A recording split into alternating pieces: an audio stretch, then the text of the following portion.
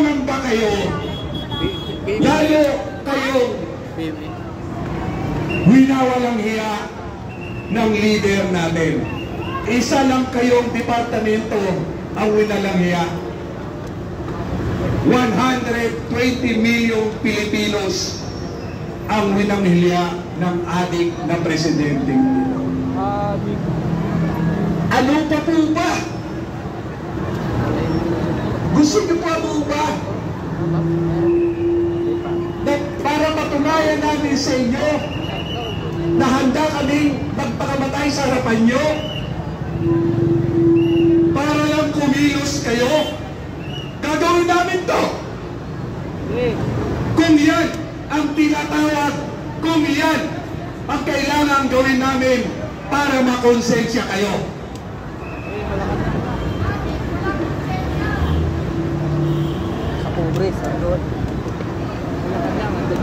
Maraming uri na demonyo sa bayang ito. May demonyong kagalang-galang. May demonyong nagtatago sa simbahan. Maraming demonyo na nagtayo ng mga party list nila para makinabang din sa pera ng taong bayan. Iiwanan ko po sa inyo ang isang katanungan. Kayo po ba ay Pilipino? Kayo po ba ay Pilipino? Sumagot po kayo rito sa harapan. Kayo po ba ay Pilipino?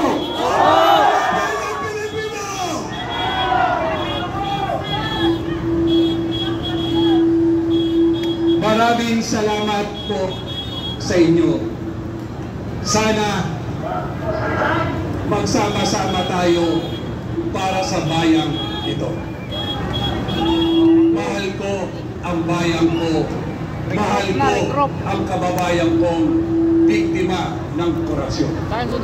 Ipaglaban! Maraming salamat kay City Councilor Rani Mabika. Pakinggan natin ang boses ng kababaihan, Muslim Women for Peace and Solidarity, si Ma'am Zaira. Dito na, para makita nila ang pwersa ng kababaihang Muslim na nakikibaka sa lansangan.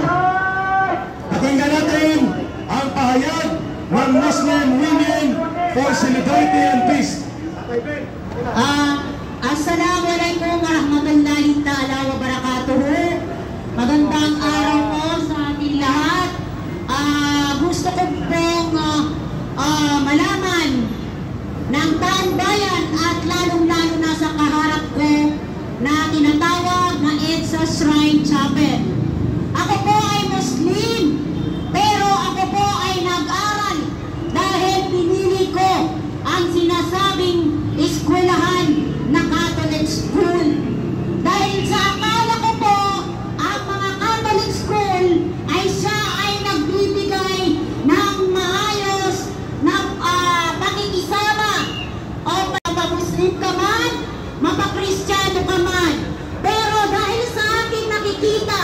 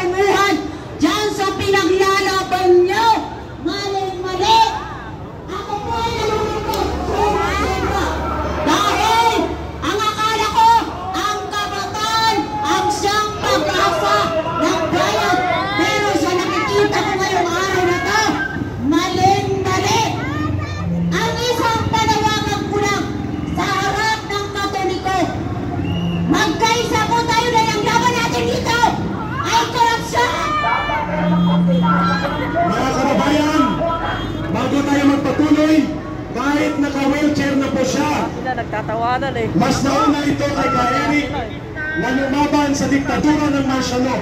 Pero ito ay nag-aral sa Catholic school na exclusive pero napunta sa UP Diliman. Naka-wheelchair na po ang pamilya nito, naging member ng Communist Party of the Philippines. Halos lahat silang magkakapatid naging leader ng NPA. Ngayon, nakikisa sa panawagan para ibagsak na, palayasin si Marcos Jr. walang iba na kahit naka-wheelchair na si Tita Tess Veluz na yung pamilya nito, nag-NPA, nag-underground, nag-Communist Party of the Philippines. Magkaansa tayo! Maraming salamat ka, Eric. Sana ang boses ko, okay pa rin po. Ang dati namin sinisigaw, yung mga kasama ko dyan dati, ibagsak! Wag matakot! Ang sigaw ko ngayon, Marcos resign! Marcos resign! Marcos resign! Marcos resign! Marcos resign! Yung pigiliman, ang gustong sumama, kahit na kami senior citizen na. Bakit? Kasi hindi na bago ni Cory Aquino nung nilagay namin siya nung nag-EDSA People Power tayo, hindi na bago ang sistema ng kabulukan ng Pilipinas. Nandyan pa rin ang mga magnanakaw, nandyan pa rin ang mga kawatan, ang plunderer, na dapat ay buhay ang kapalit dahil ang ninanakawan ay ginawang breadwinner ang mga taxpayers. Gatasan, lahat ng ating galaw, simula ng paggising natin na, nasaan kayo ngayon? Dito kayo magsalita, hindi dyan sa mga walang paninindigan. Kung may paninindigan kayo, kahit wala kayong gwadya, wala kayong kotse, wala kayong pera, kayo nakatira sa kung saan lang na pwede kayong patayin, dapat kayong panindigan. Marcos resign! Marcos resign! Marcos resign! Marcos resign! Hindi ba tayo? Hindi ba tayo? Hindi ba tayo? Buong kapatid niya, buong pamilya ay nag-NPA, nag-Communist Party. Pero ngayon nananawagan, sobra-sobra na ito. Si Marcos na at si Romualdez, kasapwat na nila ang mga komunista, ang mga hilaw na komunista, at ang kanilang mga alipures, pati ang taong simbahan na putol na rin nila. Eric, dahil tayong magkasama sa kilusan ng pagwawasto ng katotohanan. Ngayon, kilusan ang pagwawasto ng kamalian at kabulukan ng Marcos, gobyerno ni Marcos. Kaya kayong mga pulis, officers, ang tatay ko ang naging boss ng mga pulis ng panahon ni Magsaysay, konsehal. Alam ko kung gano'ng kababait kayo, may mga pamilya ko, may mga kapatid kayo. Huwag ninyong hayaan i-recruit ng Makabayan Block. Huwag ninyong hayaan i-recruit ng komunista. Tayo ay manindigan laban sa mga komunista, mga dilawan, tinglawan, at mga tiwaling mga kakampi ng mga bulok na sistema. Maraming salamat po. Patuloy ang laban. Ngayon, Tatay Ben, pinapanawagan natin ang boses ni Undersecretary Ben Ranque habang nagpapahinga si Tita Tess Veluz at itulak natin ang wheelchair, padaanin natin ang boses ng mga matatanda, ngunit Hindi tayo masinso dahil sila ang manggugulo. Ngayon, dahil bangag ang Pangulo, sinusunod nila, pinututan nila, nagkapila sila, mga magnanakaw kayo! Pila ng bayad yan! Bilang former undersecretary ng nakaraang administrasyon, bakit ang ating mga gabinete ngayon hindi sabihan ang presidente na bumaba ka na dahil wala ka na sa tinong katiwaan, wala ka na Bongbong Marcos sa matinong pag-iisip, bumaba ka. Yan ang gawin ninyo mga gabinete. Cabinet members, I challenge you, withdraw your support to the bangag, buang, walay otok na presidente dahil siya po ay isang national security threat. Nagkagulo ang ating bayan, sinasakyan ng mga komunista, upang ang kanilang klaseng gobyerno na mamatay tao, sila ang mananatili dito sa bansa.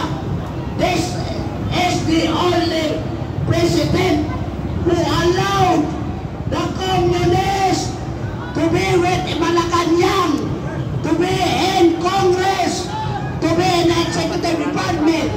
Pinasok at inalaw ni mga Bongbong Marcos ang mga komunistang manggagawa. We are sad that our brothers and sisters in the Catholic Church have been dinahin ang mga magnanakaw, ngunit hindi ninyo parusahan. Is that justice to you? Justice na ba yan hinigin ninyo? Nga nagmamarcha kayo, pinupuno ninyo ang People Power Monument, ha? Pero ang sabi ninyo, condemnation lang. Huwag just condemnation. Let justice reign. Kung sino yung sinasabi ninyong corrupt, dahil hindi naman ninyo, sabi ng mga pare, i-condemn ang magnanakaw. Pero hindi kayo nagpaparusa sa mga magnanakaw. Is that the way the Filipinos ituro niyo sa kanila? Na condemn lang ang mga magnanakaw, pero hindi natin parusahan? Ano ang klase kayong mga tao? Bangag na ba din kayo? Ha? Na bangag na ba kayo? Bakit hindi ninyo isigaw, Marcos alis dyan, Marcos resign? May pag-iusap kami sa polis. Kasi ang pinakasentro nito ay si Marcos. Bakit tayo mag-alangan? Ilabas niyo ang Marcos resign. Huwag tayong lumarang sa lansangan, pero huwag naman harangan ng ating mga placards. Okay? Ilabas niyo po mga placards niyo. Kami nakikiusap po. Ito sa mga natatawanan eh. Okay. Correct. Yung mga congressman saan nakatira, exclusive subdivision. Trilyon. Hindi tama yun. Kung kayo, nakawang kayo ng kamag-anak ninyo, ng anak mo, papaluin mo. Nakawang mo, papagalitan mo. Kasambahay, nakawang ka. Tatanggalin mo. Tama. Yung natatandaan niya yung nagtakaw ng mangga. Oo, nakulong. Kung matanda, walit ang mangga, nakulong. Ito, bilyon. May makakulong ba? Wala. Meron. Pakukulong natin. Si Marcos, si Romualdez, at si Saldico, at mga Lipuris nila. Kung si Marcos nagsasabi, nagsisimpatya siya, naintindihan niya ang taong bayan. Intindihan natin siya. O sige, presidente ka, naintindihan nyo ang taong bayan. Ang kauna-unahan na pumusting dyan sa Wilcom Rotunda, kasama namin dyan ang kapatid ni Ninoy Aquino na si Bots Aquino. Yan po ang namumuno sa amin sa dalawang na mga CPP-MP NDF. Sila ang nagkakamal ngayon sa kaban ng bayan. Ito ng mga kabataan, kawawang mo yung next generation pag tayo'y nabubulang sa tunay na pinaglalaban natin. Alam ko po, matalino tayong lahat. Matalino ang mga Pilipino. Gising na po ang mga Pilipino. Sumalit nakakalungkot. Binubulag po ng mga ibang samahan.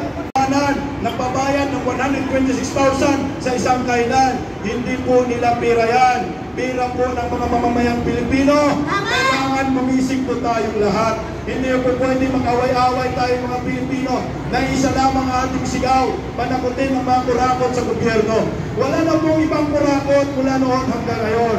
Marcos, Romualdez, Saldico na dagdagan pa. Inawawa.